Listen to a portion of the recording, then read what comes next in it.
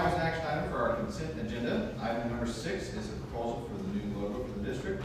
Item number 7 is a proposal for McKinney Middle School playground equipment. Item 8 is a time reserved for citizens' comments. Item 9 is an action item to approve or deny the VHS parking lot project. Item 10 is the action item to approve or deny the McKinney Middle School playground equipment proposal. Item number 11 is board reports and policies. Item number 12 is an action item to approve or deny the policies as presented. Item 13 is superintendent reports. Item number 14 is the adjournment of our regularly scheduled board meeting. Item 15 is executive session. Item 16 is adjournment out of executive session. Item 17 is any actions pertaining to that executive session. And number 18 is adjournment. Back to the top, I'll give the floor over to Mr. Boland and Dr. Kraft for the update on the CTE building and the proposal for the VHS parking lot, which is in Orange County. Hi, how are you guys doing? My name is Joseph Boland. Would you guys like to start the CT building or the? Yes. Yes. Okay. CT building, I believe we're 2.5 months into that process.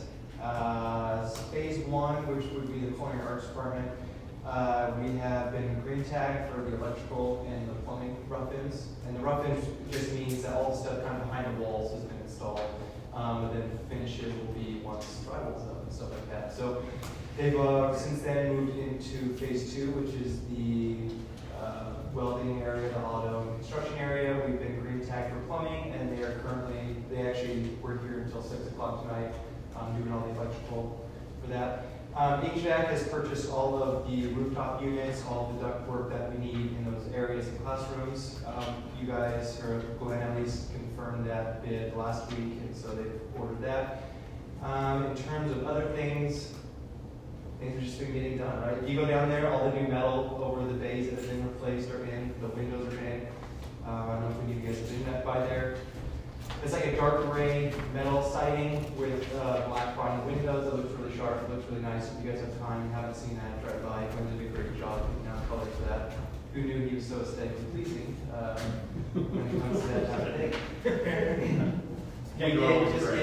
We did just get the final approved plans from the state of Idaho. There's kind of a hiccup with HSA, your guys' architects, with getting those. Essentially, they drew them up and they were kind of holding them hostage for a little bit, so we had to get them from them, send them to the state, they approved them, and since then we've been able to hand those out to like Shiloh for the sprinkler systems, the alarms, stuff like that, and also to the city of Payette, because there's a small addition on that for a writing room and the welding teacher's office for Tyson. So that would be, hopefully we'll have a permit to do that addition this coming week and get going on that. So any questions on the CTE building? Didn't the city give up on the plans, and that's why they suggested to go to the state? But it's back to them now for them? Yeah, I feel like it's been kind of a convoluted mess between the two. No blame on any of them. Right. I think that's just kind of the way construction works sometimes.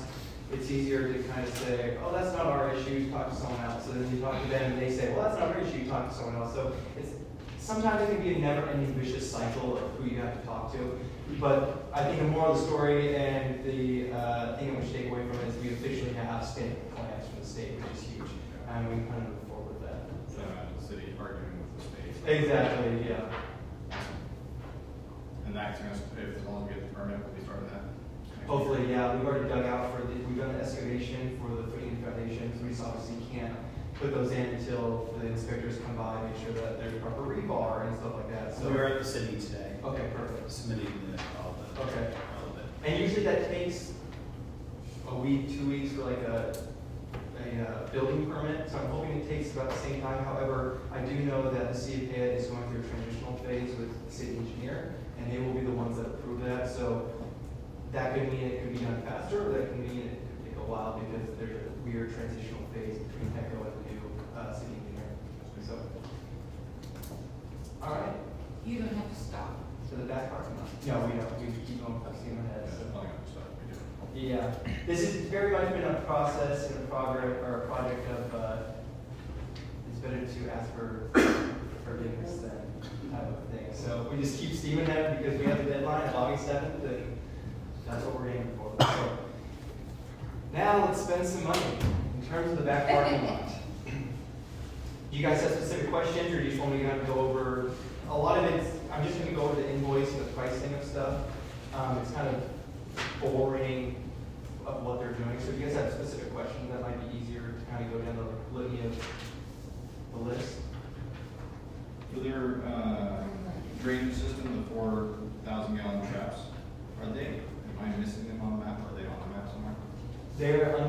ground, under that back, kind of easement driveway. They'll be under the roadway in the back. All four? Yep. And it just all drains from the parking lot? Yep, exactly. So South, I it's, suppose? oh, go ahead. It goes to drain to the south from the, Yep, so the back corner, if you're looking at the aerial view, it would be the top right in front of the dome. It's right where the so-called paved back parking lot right now goes to the welding kind of boneyard. On that corner, that's actually the highest point on the entire parking lot. So essentially, we have to get ERCO, they have to get water essentially from that point all the way to the south side of that kind of access road, all the way back there. So with that being said, it also kind of falls into all of the filter they have to bring in, they have to slope everything, they have to bring that up a substantial amount of elevation. How to is get it that currently drainage. situated? So currently, there really isn't a parking lot. I know there is because you can technically park there. However, it was never done right. I'm sure 20 years ago it was up to specs and standards, or 50 years ago, according to Clark.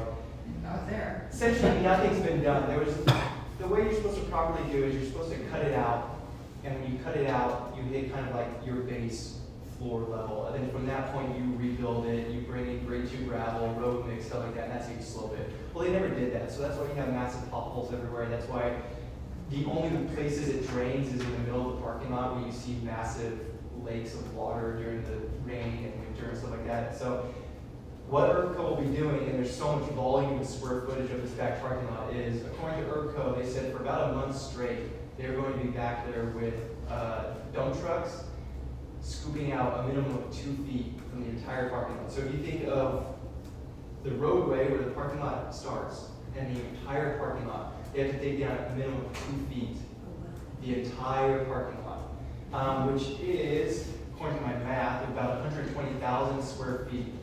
Now you times that by 2 because you have 2 feet, so now your cubic square feet is a ridiculous amount.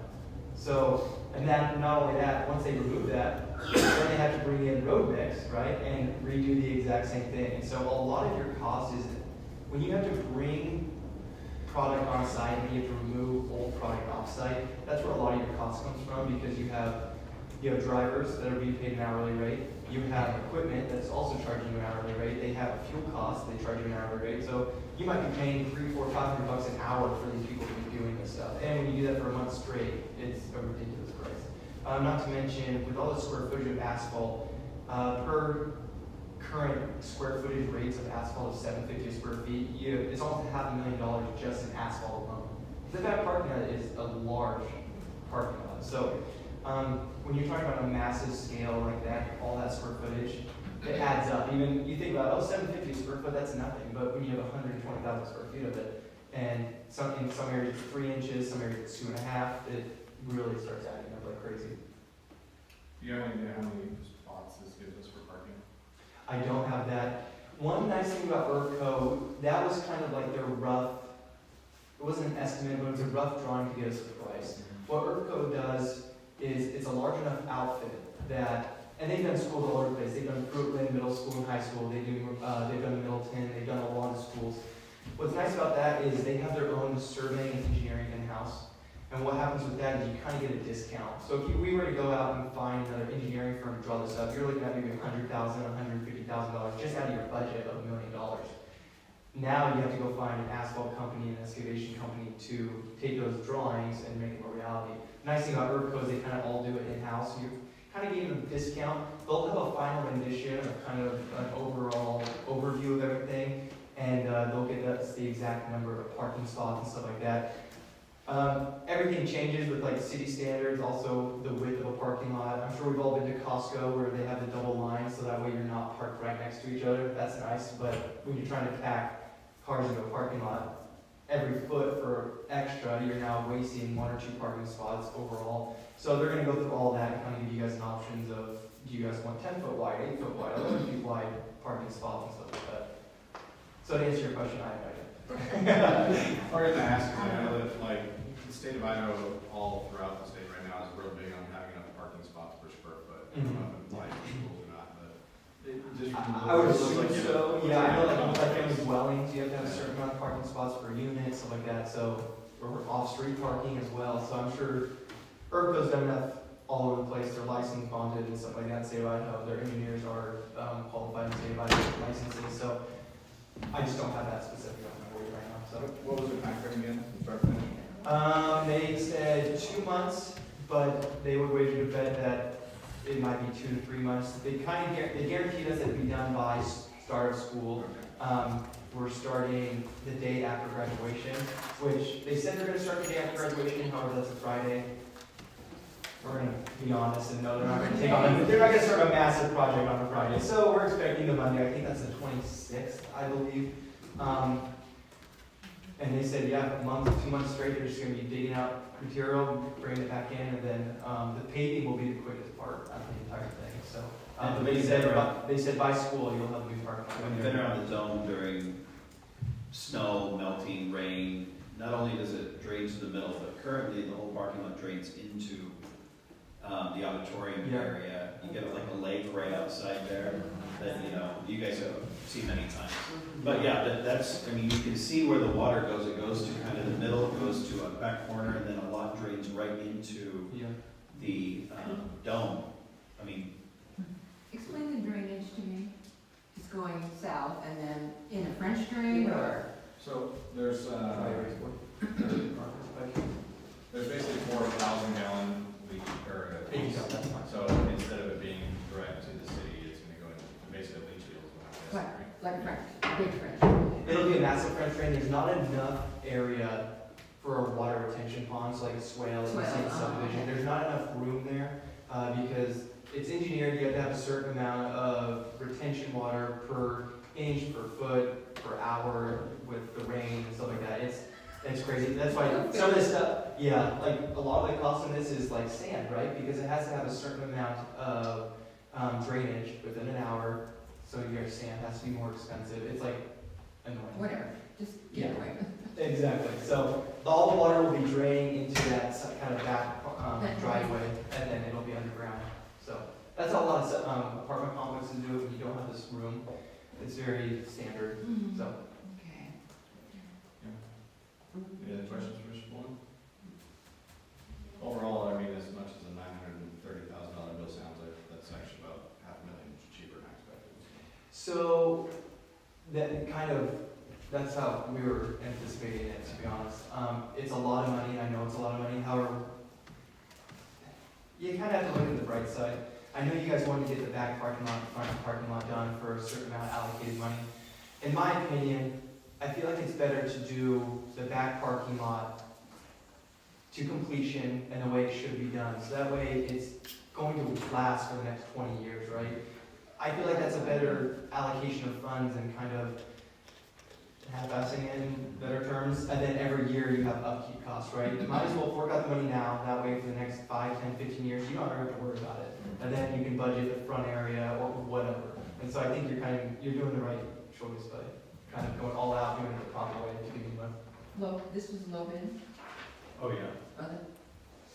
Yeah, in that cost, that's engineering fees, surveying fees, and like I said, you would pay $100,000, $200,000 for the engineering firm alone to do this. Yeah. One of the things we were talking about doing is that, having the engineering project so that we have, the drainage is huge, having it set to where it's good for a long time. Up front, we don't have the drainage problems, and we do have some potholes, but it's nothing like the back. So we talked about making that triangle smaller, doing some of the work even just in-house. Making that smaller, widening that out so you can have a bus there and a car full out at the same time. Making the triangle smaller and then just repaving that area rather than doing a big engineered project. So there'd be a repaving in front, essentially like they do on the roads, putting the new asphalt over it. That's not gonna last nearly as long as if you rip the whole thing out and repave it. However, the cost of that, there's no way you can do the back like it should be in the front. So the back will be done right and the front would be repaved. Enlarged or enlarging the parking around the triangle or horseshoe or whatever you want to call it. Right, around the front office area, the main entrance, and then repaving that parking lot that's right off of 95. And I know it sounds dumb, but for sporting events, basketball, football, stuff like that, when you go to opposing schools, Sorry. pulling into like a night, I know it sounds dumb because maybe you guys don't notice it, but when you pull into a nice, brand new parking lot, it just makes everything feel so much cleaner, nicer, everything, right? So when schools come here for football games or basketball games, pulling into a brand new parking lot that'll have cement curbing around everything, sidewalks, it just cleans up the school a lot, and it's gonna look really nice. So they're doing another one, What was that? another drawing. They'll do a final one, yeah, exactly. At one point, we talked about having some sort of lighting back there, or any lighting. Yes, actually, that is part of the plan. Part of that, yeah, so what we'll be doing is we're taking the lights from the CTE building, Yeah. and we'll bring it over, we'll be trenching power all over and stuff like that, so. All right. So on the left lot too. so- Yeah, that was my only comment, I didn't see it on there, but as long as that's part of the deal, that's all. Yep, yeah. All right, good. All right, any other questions? All right, thank you, Mr. Paul. Send away. Thank you, guys. All right, item number 5 is an action item for our consent agenda, the floor is open.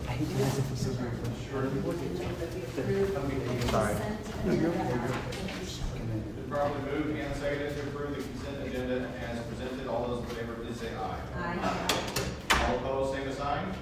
Motion passes unanimously. Item number 6 is the proposal for the new logo. Dr. Crawford, you have someone to present that? Yes, I would present it. It's in your, everyone should have a packet here.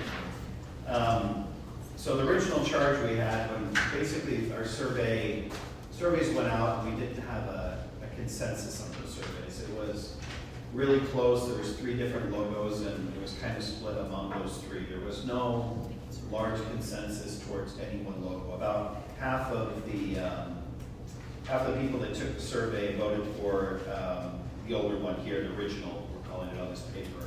Some people voted for the current, and then there was a smattering of other ones people had voted for. Our current one, this is technically the one that's approved, the one in the middle, that's, I believe, the old Pittsburgh Pirates logo.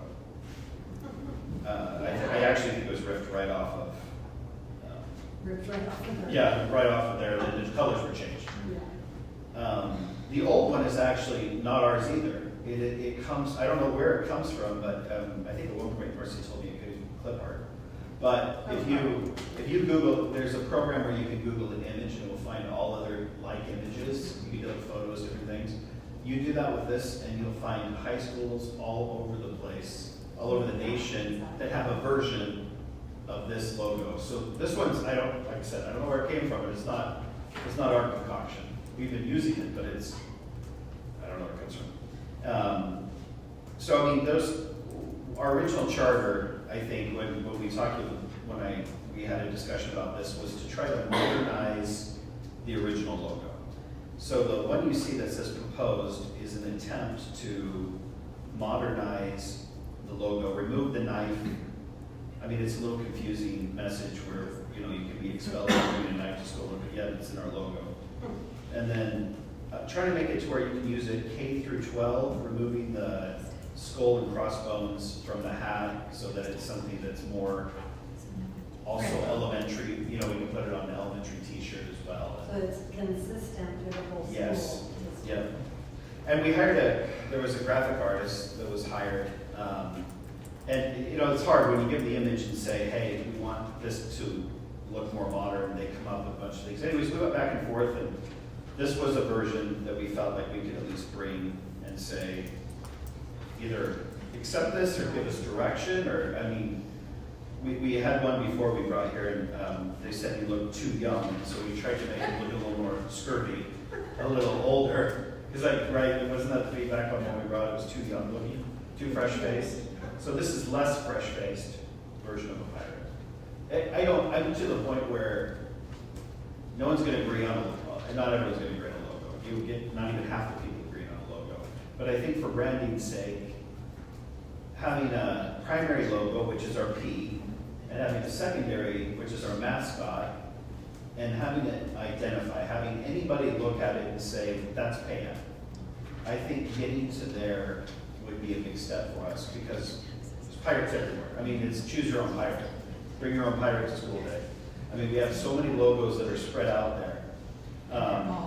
And you go to any branding class, or, like they have the ISBA workshops, and they'll tell you that it's confusing to patrons, it's confusing to the identity of the school. So if you turn the page over, the 3D version of the P is what I'm proposing to be our primary logo. In other words, cleaning up this one a little bit and going to one that has the shadow around it, I think is more us. Because you don't see that any other place. There's not, that's what we did to that, original Pittsburgh P logo. I think there's more consensus around the 3D logo than there is almost anything else. There's not a lot of consensus around the Pirates. However, we've had a lot more consensus around the 3D box one. If that's our primary, and using another school district as an example, everybody knows what the Fruitland F looks like. You see that F, you know that's Fruitland. They've done a great job with their branding that way over the years. And that's what we're proposing, this would be our primary one. That, you see it everywhere, we put it on everything. It becomes, if you trim the page over, or a couple pages over to the last page, it becomes part of our district name. We build it into, and part of our high school name for our letterhead and everything. We build it right into that.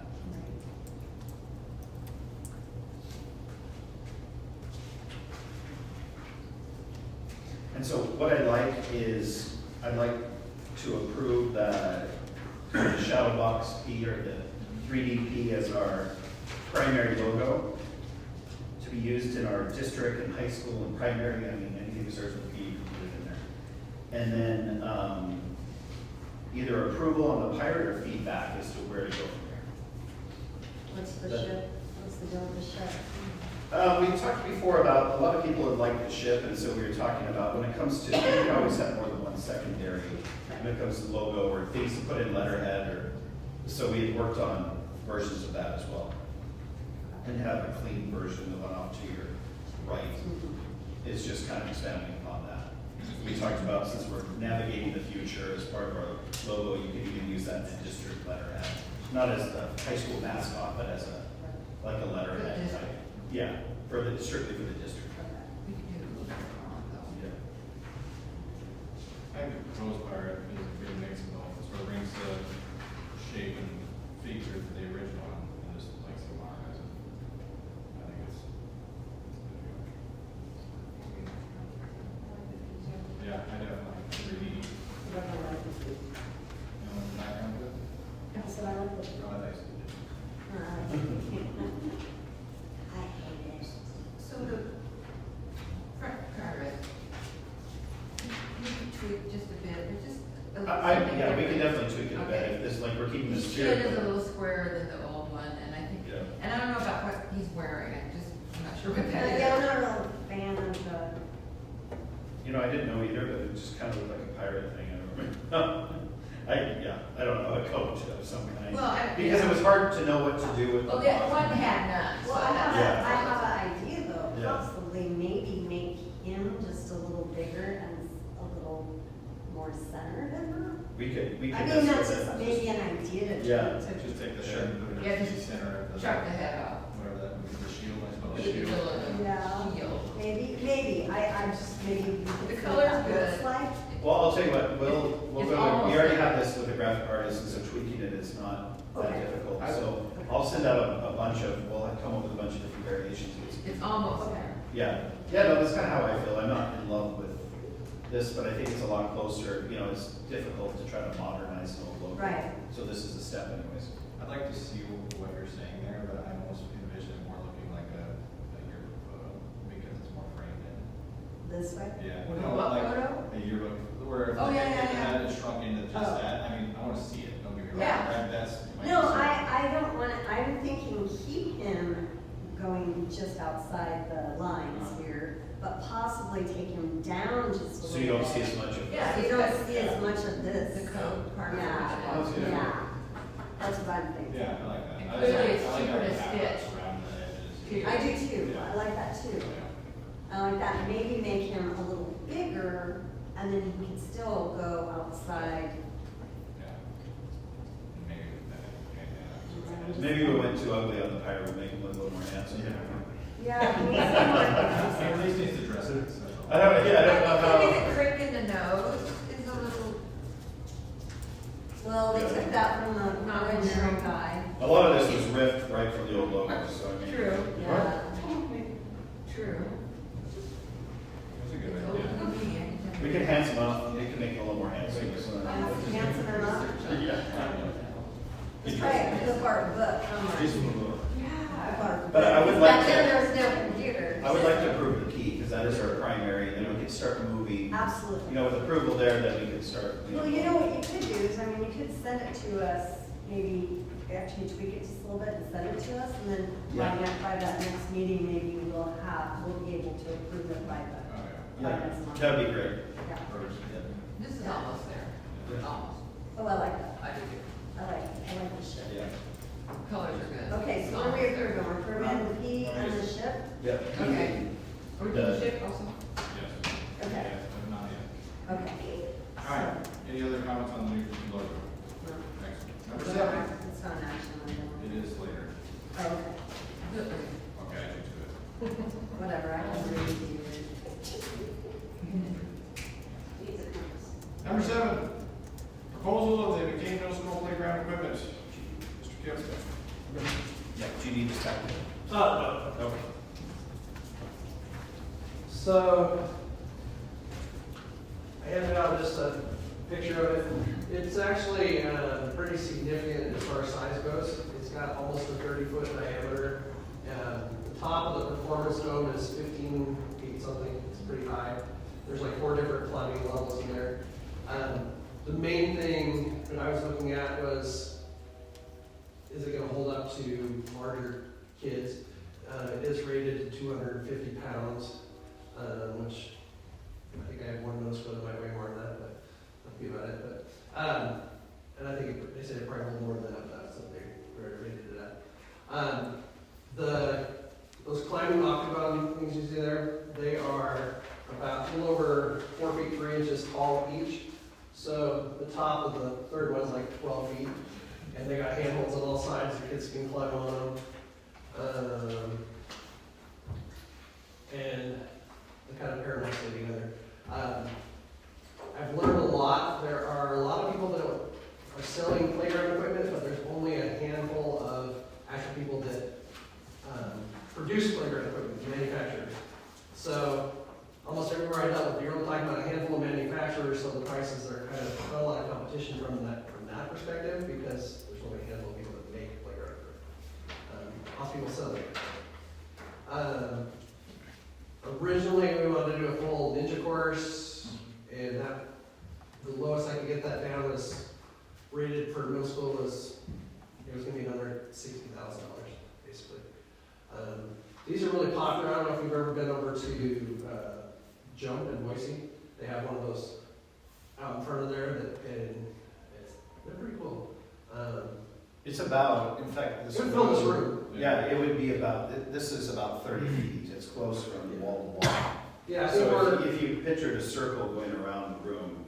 the space that we cleared the ground for it. The space is, I think it's 40 by 60, and that gives all clearance, all that kind of stuff. But the dome would fill this space over here. It's What's pretty underneath, Sam?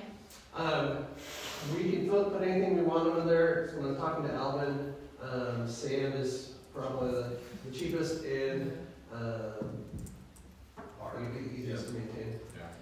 Pea gravel bark or some Yeah. options. But it's definitely for bigger kids. It's not rated for little kids. And that was a lot of the problem there. It's only was rated for littler kids, and I think that middle schoolers appreciate something they can really climb on and get into.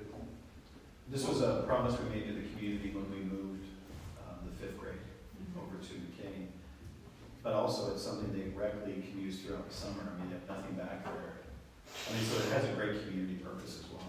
Remind me, where is it going on the property again? So in the back, we have that practice football field. Yep. It would be the south end of that. Yep. We cleared out a clearing right there. If you want to go back to the middle school, you can see where we've already cleared the dirt. It's a hill there, but we took tractors and we've leveled it for the space, and then it will have some edging to keep sand in and all that. It's right there behind, far enough that it's not in the way of the football field, close enough where we can still have some good supervision and also be utilized. Like I said, when it's going to be great for people that have kids in there watching baseball, little kids can play on it and that kind of stuff. I think it'll have a community purpose, so I think it'll be well used. How long will installation take, do you know? The problem is not the installation. The installation, they can, they said they can install it in May, but the manufacturer is now telling us it's July. But they will have it in by the end of July. Delivered, it's just a delivery date. It's good hot. Yeah. I love it. By, they said around the 1st of July is the estimated delivery date. If we, So a couple of days and they're done. It won't take much for them to install it. They're pretty quick. Every one of those, like cables, everything's are cemented in, they're anchored in. Like I said, it's the cabling on it is actually metal, but it's actually reinforced with it's a view, so it's not like plastic. You can't burn it, you can't break it. It's pretty. It'll last for a while. Okay. Thanks. Any other questions for Chip? Thanks, sir, appreciate it. Thanks. All right, item number 8, it's time for citizens' comments. Someone received any? I haven't received none. Seeing none, moving forward. Item number 9, it's an action item to approve or deny the PHS parking lot perimeter project as presented. Any further discussion on that before we take the vote? Excellent, floor is open. Mr. Chairman, Ms. Stewart. I move that we approve the PHS parking lot project as presented. Been properly moved and seconded to project as presented. All those in favor, please say aye. Aye. All opposed, same sign. Motion passes unanimously. I think that's the most exciting thing we've ever done. I know. Sorry. I know, I'm really excited about that. For a parking lot. Item number 10 is an action item to approve or deny the MMS playground equipment proposal as presented. Mr. Chairman, Sure. I move that we approve playground equipment proposal as presented. Been properly moved and seconded to approve the middle school playground equipment. All those in favor, please say aye. Aye. All opposed, same sign. Motion passes unanimously. Be a nice thing for community. All right, on to item number 11, which is board reports and policies. We have no policies at this time. However, we do have some, or no policies to review.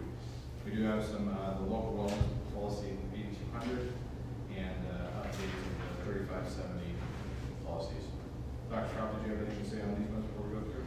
No, these are just recommendations we get through, and we're gonna have more. Whenever they do a legislative session, whenever they have, the federal government changes something, we naturally update, then that's part of this. These are just the ISBA updates. And just some wording. Yeah. Just like little tweaks on. And most of the time it is, it's stuff that's very small, not that significant. Okay. Ms. Fletcher? Yes. Since this is going to be, no, never mind, I apologize for another product. One of the things as we're going through all these policies, the changes that are in this are being so minor as more of a reorganization than anything else. We don't necessarily have to follow our 3-reading process. PA has also looked over these, they don't have any comments for us at this time, so we will get to it in action or item number 12 in just a few minutes for the approval, but at this point, with it just being some words, we are able to approve or deny it in one reading.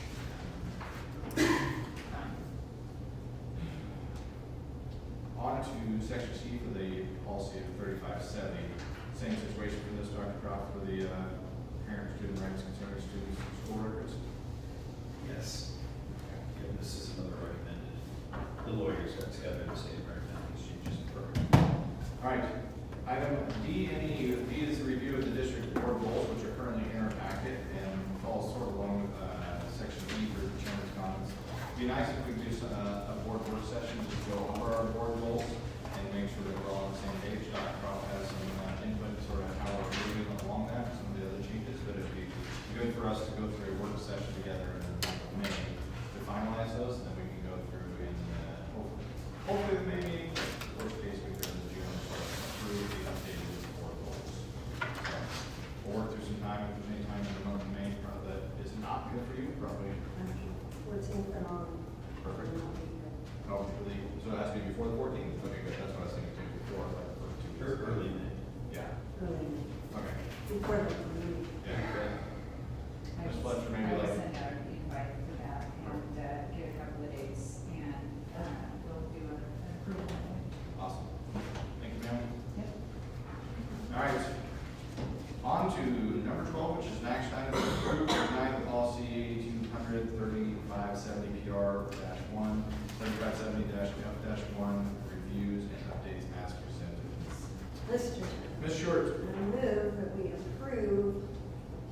changes for 8200, 3570-PR-1, and 3570-F-1. Is there a second? Second. And properly and moved to approve the policy updates for 8200, 3570-PR-1, 3570-F-1 as presented. All those in favor, please say aye. Aye. All opposed, same sign. Motion passes unanimously. We're on to item number 13 for the superintendent report. What is yours, Dr. Crowe? Okay, let's get started. Primary. Good evening. Payette Primary has been super busy since we saw you last. We have celebrated our Read Across America Week with some dress-up days. We did Cat in the Hat, Pajama Day, Wild Animal Print Day, and our favorite Dr. Seuss Character Day. We've also celebrated the 100th day of school.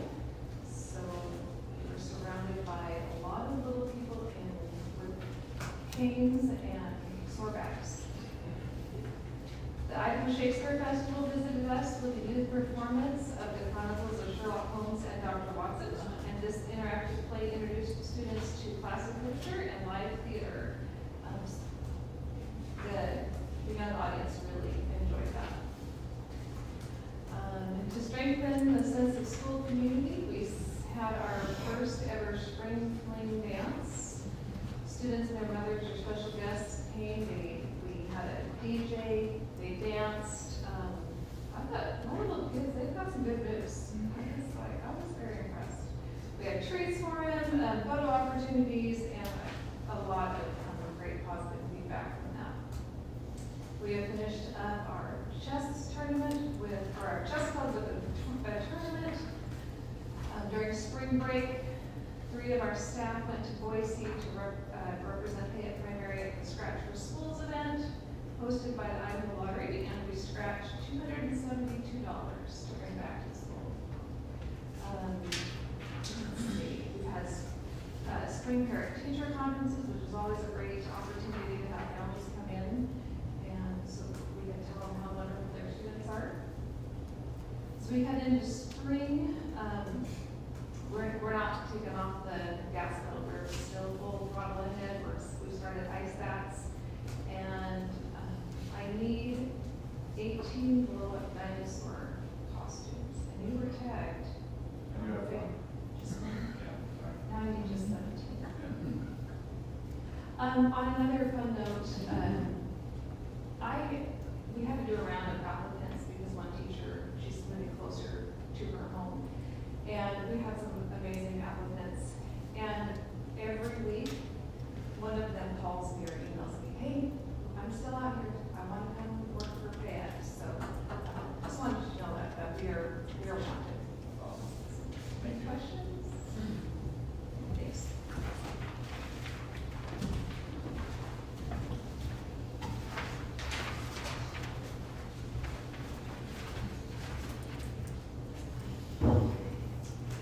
Seems like this year's gone by fast. We're in our final quarter, but things are going well at the game. Starting with just some attendance updates, we are at 93.6% attendance for March. Our goal is 95. We're doing some things. We have an after-school thing. We're trying to, a lot of kids to recoup attendance that way. We're doing weekly incentives for perfect attendance with the kids. We're handing out citations. We're trying to get that number up, but still working on that. And then our referrals went down this month, only average of 2 referrals per day in March, which is pretty decent. We're working hard on that. We're basically just incentivizing everything. As middle schoolers' courtesy is, what have you done for me lately? So we're incentivizing both of those things. On April 1st, we took our student council to the Idaho Capitol building in Boise. We have 18 students, grades 5 through 8. We arranged a tour through Mike Crapo's office, our U.S. attorney. He was actually in Washington, D.C., but his office gave us a really cool tour. Both the House and the Senate were in session, so we got to view that. The kids were actually most impressed with, we got to see the treasurer, Idaho treasurer, and it's all ladies in charge of it. That's what the girls were excited about. Nobody else working in the treasury department, which is funny. We got to go down in the basement into the original, like, vault. The kids got to go inside the original where they kept all the gold and all that, I guess that didn't do anymore, but. Anyways, we had a really great time. We learned a lot about our capital and how government runs at state level, and had a great time.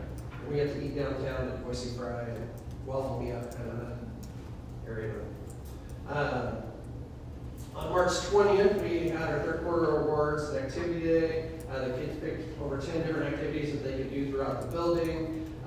We gave out our dean's list and principal's list. We had about 270 kids that either made the dean's list or the principal's list, which means they had all A's and B's or straight A's. So we got a lot of positives going there. And we celebrated that. We currently have 14 students in tennis. So far we've had matches in Payette and Homedale that have gone pretty smoothly. We have 27 students participating in track. We've had a home meet already, and we're having another one this Thursday. We have a student that one of our 8th graders made. He's actually in the top 10 in the 100 and 200 in the state right now. So we've got a sprinter on there. He's doing pretty well. And then we have another 29 students participating in both club softball and club football. So we've got a lot of kids doing spring activities, which is great, keeping them motivated as we go into the end stretch here. Our building leadership team, we finalized schedules for next year. I think we have a really good schedule. It's going to accommodate 7th and 8th grade and 5th and 6th and work really well together. We've had a year to kind of toy with that. We think we've come up with a pretty decent schedule there.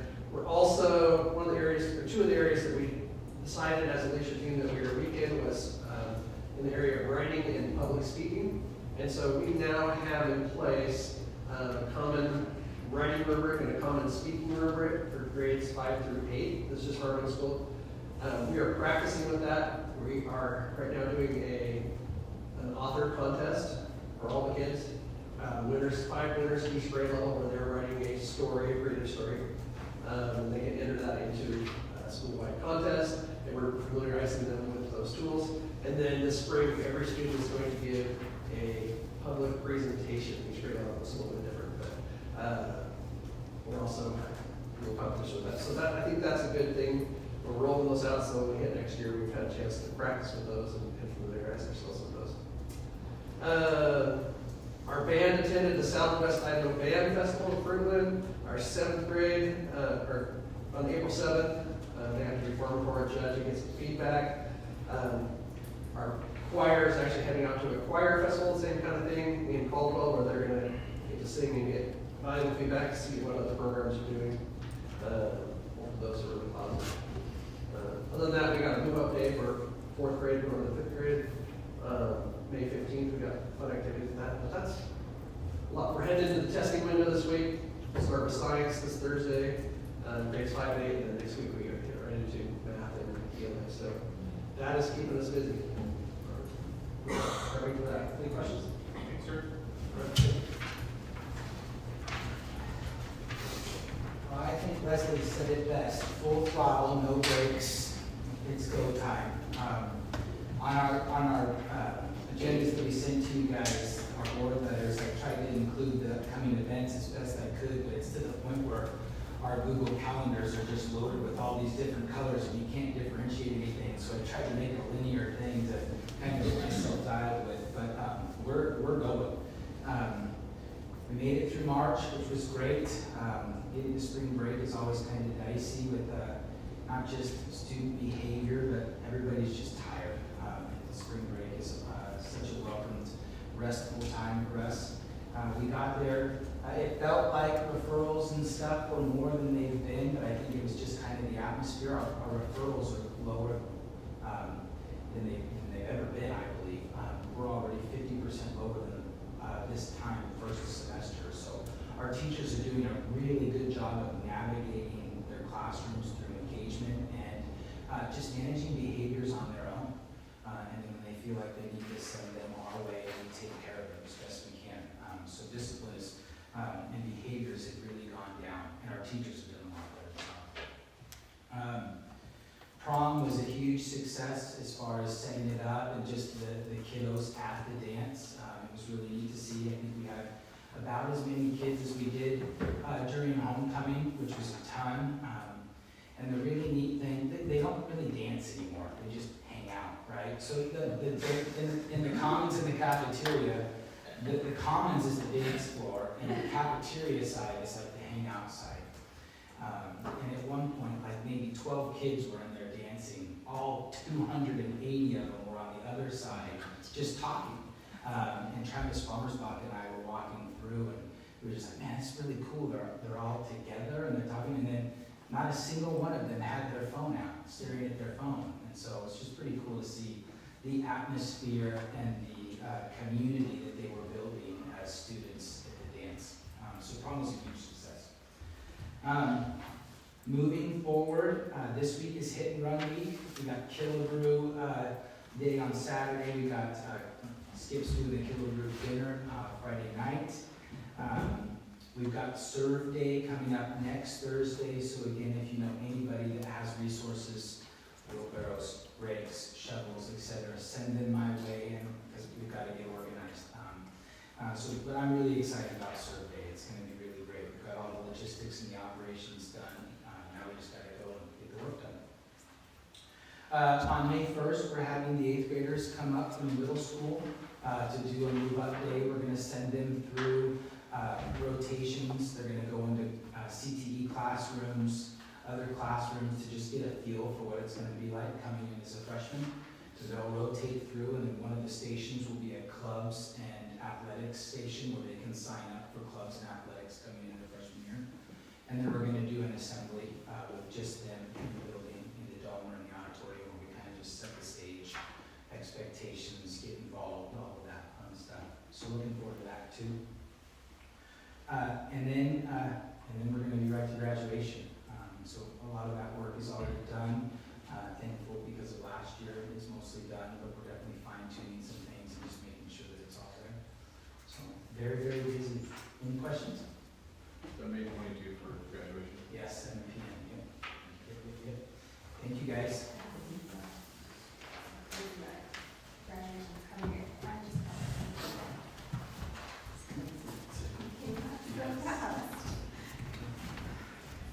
So, I don't know that we have, I mean, the cool thing is that Kurt has let our kids participate in so many things at the high school and, kids in the middle school. So our kids were really excited. They actually prom this year, and, well, they have the last couple of years, but, buying tickets at the last minute, participating. We're trying to get ready, to do the last couple things. So, testing, making sure all the credits are there. I've been really impressed with our staff about the culture and the community that they're building with our kids. And nothing was probably more evident than that than when tomorrow the high school and the middle school and I are exchanging lists. Kids are going back, kids are coming to us, things like that. And when we met with the high school kids and said, hey, are you going back? We had 2 kids, maybe 3. I need to have follow up with one more. She was going to talk. 2 or 3 kids out of our kids that want to go back. So some can't, but some could and aren't going to because they understand that we'll talk to them and we'll say, hey, we think you should stay, but you could go back. And the kids will say, we understand the supports you have in place. The parents understand the supports we have in place are the reason for their success. That even if they have the credits, they understand that that's the reason for their success is the supports are in place. And middle school kids are the same way. They'll like, hey, can we even though the 8th graders go to high school, we understand that we could go, but we just feel like maybe if we try to go for one more year, just to make sure, that kind of stuff. So we're feeling like that the staff is really the reason for that. They're really the reason for that they're working with those kids, and I'm just really, really proud of that. And we'll shred those lists and figure out who they want to send to us and who we want to send to them, and we'll get all that taken care of. But we're seeing a lot of growth in this. I'm analyzing because the next thing that's on our agenda is accreditation, which happens on May 5th. And that will be a real positive thing to, we really nice to get through it. But as we get through that, I'm looking at the numbers and seeing the academic growth, especially in the middle school numbers. The high school numbers, it depends on the grade level, we've seen some variability in that, but the middle school numbers, we've seen a significant amount of growth in those students, in their academic growth, over this year. And I'm just really, really proud of that. So that's kind of where we're at, just finishing up the year strong and being ready to get that accreditation done, so that we can pull our numbers out of high school, which will help high school and middle school with their overall. We should hopefully see a jump because of that. They'll get to be reflective of the hard work that they're doing.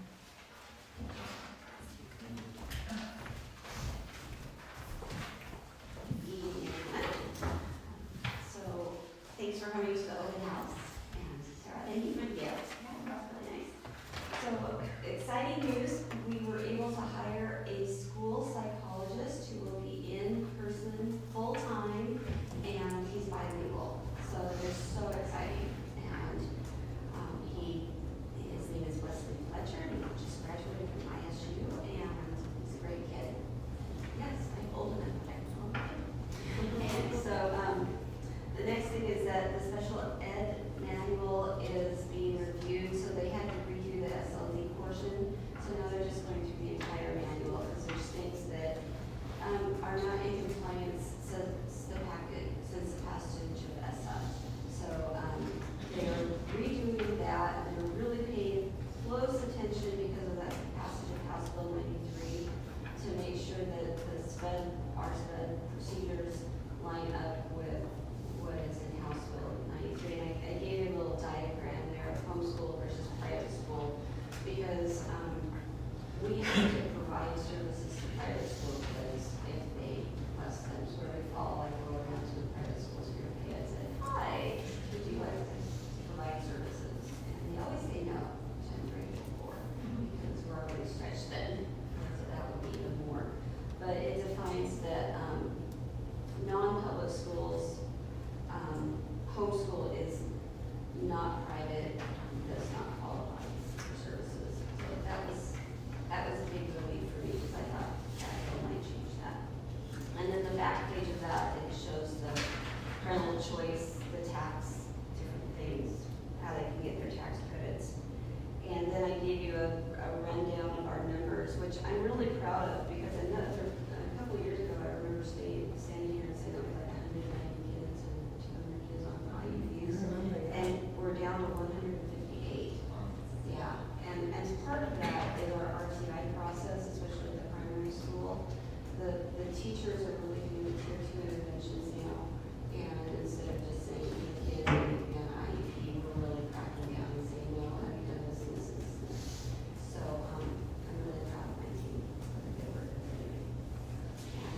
And come next fall, I will bring you 250 pages of the new SPED manual.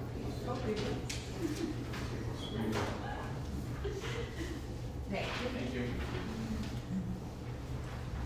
Okay, to go over a couple things that are very positive. They're just completing, they're doing a couple one-off things on the list for the high school roof, but it is 99-point-something% complete. And so that's the entire roof of Payette High School, including replacing all the gutter, drains, everything all around it. So it's one of those things where it's been a long time coming. That's something that, that's a 30-year roof we're putting on there, so they're set for. What was the last time we did? 30 years. Over 30 years. Over 30. It was past its life. And you can tell it was past its life because we had how active leaks. In fact, Kurt would call me and say, hey, we have water running down the wall. By the way, we need to replace that piece of drywall. There was like certain areas that just leaked. The old tech building leaked, and they were all over the place. So it protects the property and gives us an opportunity for remodeling classrooms and things into the future, but to keep you're going to lose a facility if you can't keep a roof on it. I mean, Salmon found that out the hard way. They had replaced a roof they were over 20 years new. It was getting kind of dire. If we hadn't moved on that roof pretty soon, we were to start to have even a bigger issue. And with the new parking lot and everything we've done our last year, it's gonna be a nice place. Yeah, there's so much to do. Yeah, I don't get to do a lot of those small, we get to do huge projects, Yeah. right? Yeah. That have been like 50 years for me. So I told Alvin the other day, I'm like, after with the high school work being complete, in the early fall, we're recoding doing an entire recode over the metal of the primary school. After that roof is done, and that should be done probably October, that's every roof in the entire school district has been completed from, I believe, 2018 to now, every single roof has been done. So, and they're all 25, 30 year, they say it's 30 years, but really, more like a 25-year roof. That's what schools all over the place are getting out of that coating, that white coating you see that put on there, that membrane stuff they put on, is kind of a 25-year. But that gives us a moment to where now in the future, I was like, Alvin, when do we get to do the fun stuff? When do you get to put in, like, redoing some athletic stuff that is needed, overdue? So we have opportunities in the future to do, as we do plan facilities, to move on to some different projects too that aren't $1 million roofs and all these huge items. The thing with a roof is it's absolutely needed, but it's most people don't notice that they just know that the roof isn't leaking.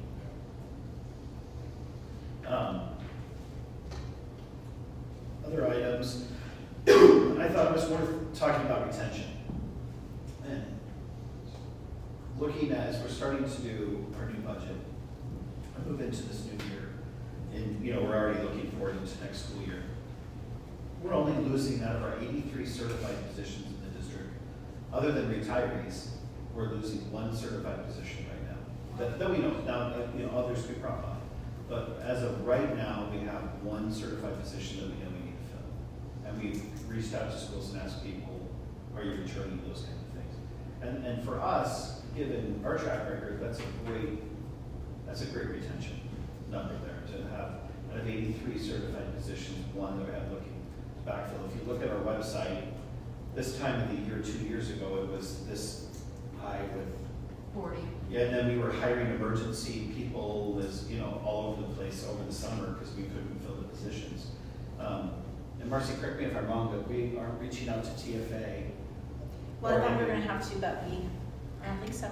We don't have one position that we even Need are to going. reduce TFA. Yeah, like a new, right, so. We will still host their summer school Yeah. and maintain that partnership, but this is the first time since 2016 that we haven't had to rely on them to do emergency positions. How many emergency hires have we done this year? Was it like 6? Well, we had to do some. We had to do some throughout the year because of because of some things like the certifications and stuff like that. But we really we only had 4 Cat 1s, so not as many as we have. So the year before we had a lot more. So but some of the ones that we signed were like all the authorizations and things like that. But we really were in a lot better position as we've gone into it. So just our new hiring practices and just looking at things like that really reduce those. But our retention has increased significantly. So with that only needing one person at this point for next year. And we've already hired that person. So out of that, have we addressed the emergency hires from last year? Yes, we've already done that. And so those positions, the positions that we had that were emergency hires from last year, we will post those positions because that's the proper protocol. It's always possible that we will have a candidate that is more qualified to hire than those. So that would be the exception, that as those positions, and they will go up in the next, we had conversations with those. And we won't do another emergency. And we won't do another emergency. So they would have to be They would have to be certified. That's what I was- But those individuals that those people that were Cat 1s last year either have completed their certification, and we're in a position that they will go through the interview process and the hiring committees will make a decision based on what comes in. But those individuals are at least certified and we're in that position. Great, okay, that's what I wanted, that's awesome.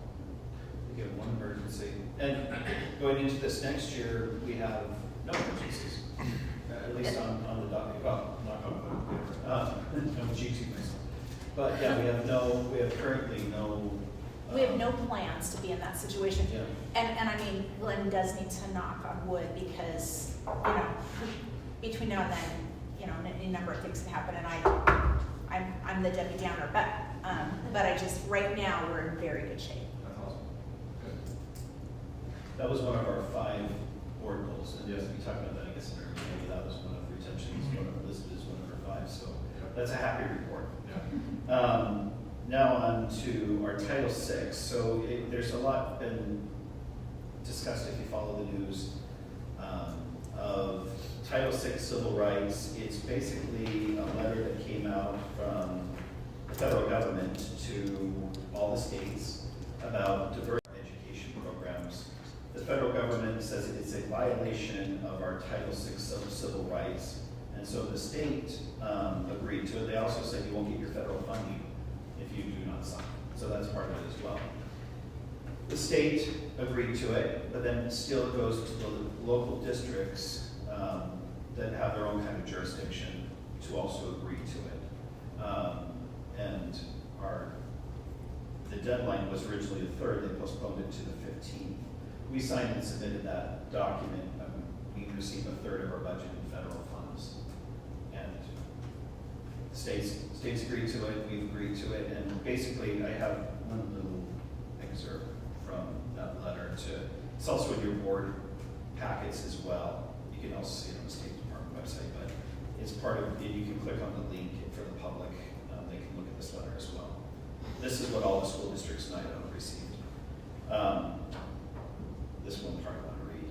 Title VI, including the use of diversity, equity, and inclusion, called DEI, programs to advantage one's race over another is impermissible.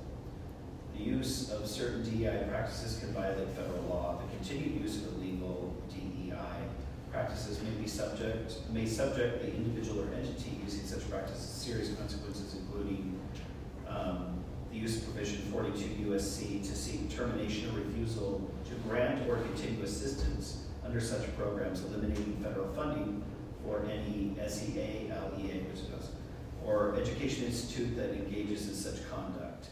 For entities and institutions that use DEI practices in violation of federal law, those entities may incur substantial liabilities, including potential initiation of litigation for breach of contract by the Department of Justice. So that was part of that letter that I want to share with you guys, but I signed it as a representative of the district, and that's been sent